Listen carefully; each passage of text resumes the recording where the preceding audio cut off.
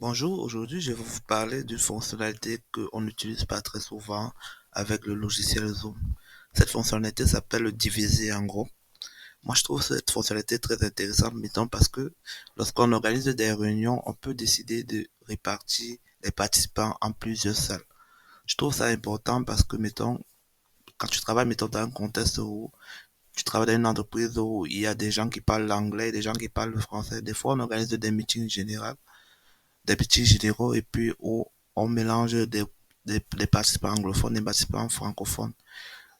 Pour pallier à ce problème de fois, on est obligé de séparer plusieurs réunions, c'est-à-dire organiser des réunions à des horaires différents, ce qui fait que les employés ne participent pas au même moment.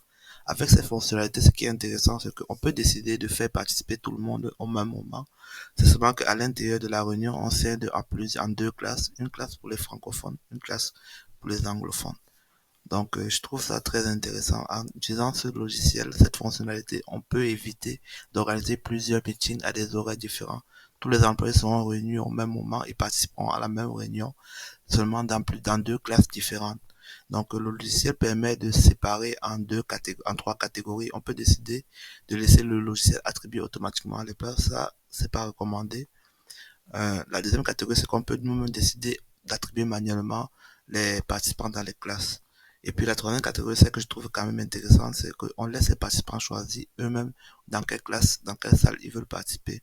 Mettons que les francophones, ils pourront décider d'aller participer dans la salle francophone et les anglophones pourront décider d'aller participer dans la salle anglophone.